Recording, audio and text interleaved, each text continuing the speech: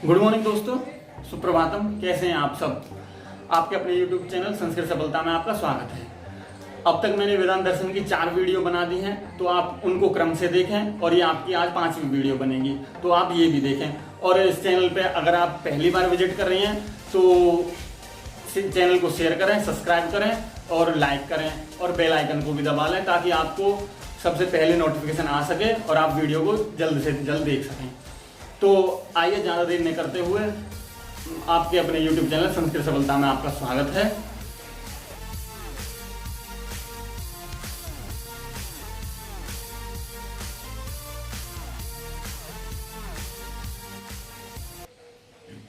तो मैंने अब तक आपको वेदांत दर्शन के 4 वीडियोज बना दिए हैं और उन वीडियोज में मैंने आपको बताया है, सबसे पहले मैंने आपको बताया वेदांत सार है, वेदांत सार किसने लिखी है, उसकी टीकाएं कौन कौन सी हैं। उसके बाद मैंने बताया कि अधिकारी कौन है, उसका विषय क्या है, उसका संबंध क्या है, उसका प्रयोजन क्या है। उसके बाद हमने बताया था आपको सूक्ष्म शरीर, स्थूल शरीर और कारण शरीर, और उसमें आपको मैंने 5 कोष बताए थे। सूक्ष्म शरीर के अंदर कौन कौन से कोष बताए थे आपको? 3 अवस्थाएं बताई थी, सुषुप्ति अवस्था, स्वप्न अवस्था और जागृत अवस्था। तो सबसे पहले सुषुप्ति अवस्था में एक कोष बताया था, जिसको बताया था आनंदमय कोष, जिसमें आनंद की भावना होती है, जिसकी समष्टि से उपहित चैतन्य क्या कहलाता है? सर्वज्ञ, समष्टि से उपहित चैतन्य, और व्यष्टि से उपहित चैतन्य कहलाता है अल्पज्ञ। उसके बाद स्वप्न अवस्था में 3 कोष बताए थे मैंने। उन 3 कोष में समष्टि से उपहित चैतन्य क्या बताया था? हिरण्यगर्भ।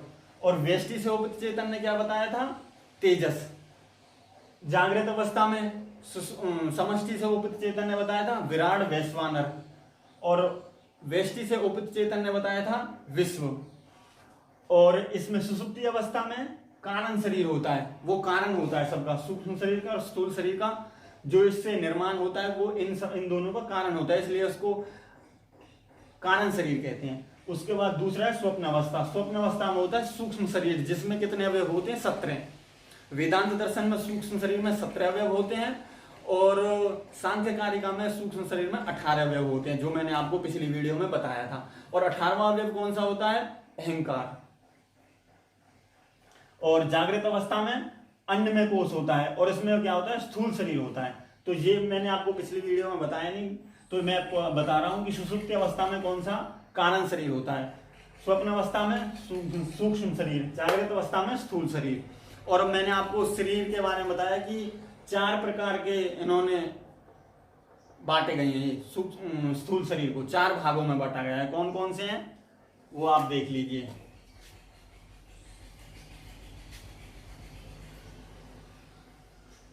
चार प्रकार के कौन कौन से हैं? जरायुज, अंडज, स्वेदज और उद्भिज।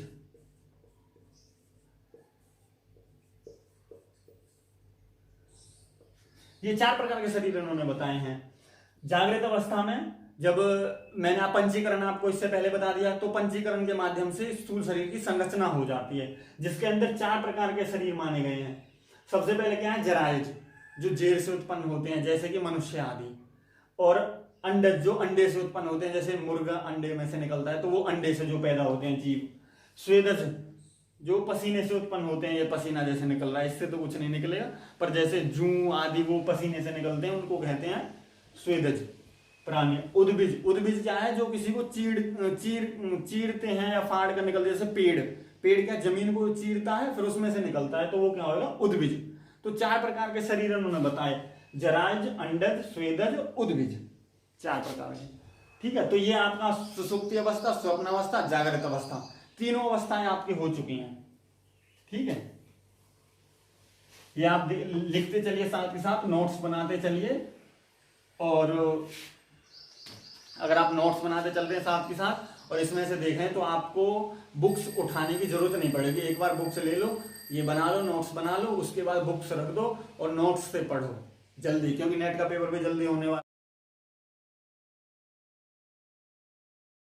सारा वालों ने क्या दिया है कि आत्मा नित्य है, शुद्ध बुद्ध है, मुक्त है, सत्य स्वभाव वाली है और प्रत्येक शरीर में अलग है।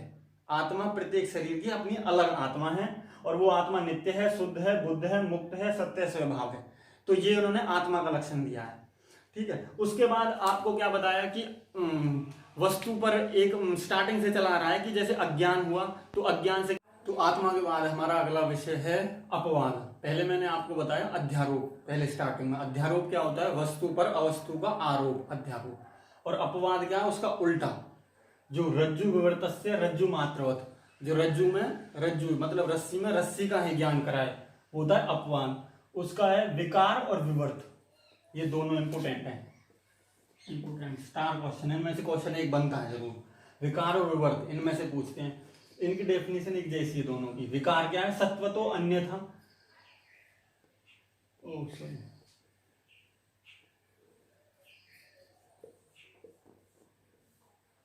सत्वतो अन्यथा प्रथा विकारः, और विवर्त है असत्वतो अन्यथा प्रथा विवर्त।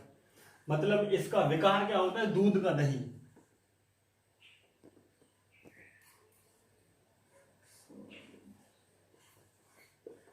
दूध का दही में परिवर्तन क्या कहलाता है, विकार, दूध का दही। और विवर्त क्या है, रस्सी में सर्प।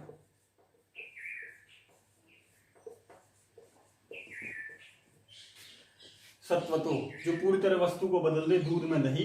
विवर्त जो असत्वतो, कुछ रूप उसका, जैसे कि रस्सी में सर्प। तो ये इंपोर्टेंट है, याद कर लो। विकार तो है सत्वतो, से तत्व, तत्व सहित, और विवर्त है असत्व, अतत्व, जो बिना तत्व के भी उसमें दूसरे का भान करवा सके, जैसे रस्सी में सर्प। ज्यादातर पूछते हैं दूध दही, ये किसका, या क्या विकार है या विवर्त है, तो इसका उत्तर है विकार, दूध का दही विकार है। अगर वो पूछ रहे रस्सी सर्प तो वो है विवर्त, या फिर डेफिनेशन भी पूछ सकते हैं। तो दोनों तरीका से आपको याद करना है, ठीक है। इसके बाद हमारा अगला टॉपिक चलेगा भाग लक्षणा। भाग लक्षणा क्या है कि उसके माध्यम से वो अहम ब्रह्मास्मि की अनुभव करवाते हैं कि जो ब्रह्म है उसी का मतलब जो निकृष्ट रूप है वो संसार का निर्माण होता है उसी से। उसमें उन्होंने उसको भाग लक्षणा बताया गया है। उसमें 3 प्रकार की शक्तियों का उन्होंने प्रयोग किया है, जहद लक्षणा, अजहद लक्षणा, जहद अजहद, या उसको हम कहेंगे तो विशेष्य विशेषण भाव, लक्ष्य लक्षण भाव और समानाधिकरण। ठीक है, तो अगला वो टॉपिक है हमारा। तो उस पहले ये देख लो एक बार, ये अपवाद क्या होता है, विकार का उल्टा, मतलब जिसमें रज्जु है, रज्जु मतलब रस्सी में रस्सी का ही ज्ञान होता है।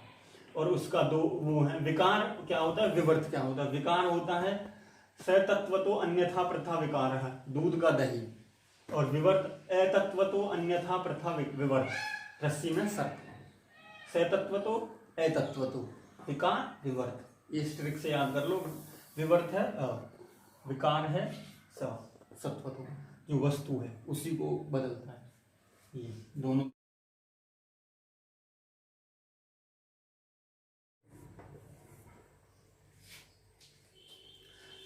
तो भाग लक्षण क्या है हमारा, विशिष्ट विशेषण भाव, लक्ष्य लक्षण भाव और समानाधिकरण भाव। तो विशिष्ट विशेषण भाव का उदाहरण क्या है, गंगायाम घोष।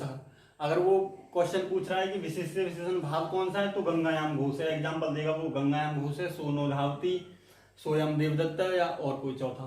तो विशिष्ट विशेषण भाव है गंगायाम घोष, और लक्ष्य लक्षण भाव है सोनो धावती, समानाधिकरण सोयम देवदत्त है। इसको कहते हैं जहद लक्षणा, इसको अजहद लक्षणा, और इसको जहद अजहद। तो इससे जहद अजहद से, समानाधिकरण से सिद्ध होता है सोयम देवदत्त से। क्या होता है कि परोक्षत्वादि विशिष्ट चैतन्य और अपरोक्षत्वादि विशिष्ट चैतन्य। तो परोक्षत्वादि और अपरोक्षत्वादि दोनों शब्दों को छोड़ देते हैं। इसमें ये होता है सोयम देवदत्त में वाक्य के कुछ अंश को छोड़ देते हैं, वाक्य के कुछ अंश को ग्रहण कर लेते हैं और दोनों को जोड़ देते हैं, तो उनका अर्थ बन जाता है। जैसे स्वयं देवदत्त है, ये तो वही देवदत्त है जो मैंने कल देखा। तो देवदत्त तो वही है, बस टाइम का अंतर है, कल देखा जो आज देखा। तो उसी प्रकार परोक्षत्वादि विशिष्ट चैतन्य और अपरोक्षत्वादि विशिष्ट चैतन्य। तो उसको परोक्ष को अपरोक्ष को छोड़ देंगे, विशिष्ट चैतन्य को ले लेंगे, तो इससे हम अनुभव वाक्य बन जाएगा अहम ब्रह्मास्मि का। तो ये समानाधिकरण, ये भाग लक्षण आपकी होगी। तो अगली वीडियो आपकी बनेगी आगे जाके समाधि, और वो पूरा टॉपिक क्लियर हो जाएगा 2 वीडियो में। तो ये मेरी 5वां पार्ट है वेदांत सार का। अगली 2 वीडियो में आपकी वेदांत सार पूरी कंप्लीट हो जाएगी। उसके बाद मेरा विषय, उसके बाद दर्शन रहेगा, नास्तिक दर्शन, चार्वाक दर्शन, बौद्ध दर्शन। उसके बाद फिर एक आस्तिक दर्शन पे वीडियो बनेगी, उस पे एक न्याय दर्शन पे। ठीक है, तो अगर आपको मेरी वीडियो अच्छी लगी तो प्लीज़ लाइक, शेयर और सब्सक्राइब और कमेंट जरूर करें। धन्यवाद।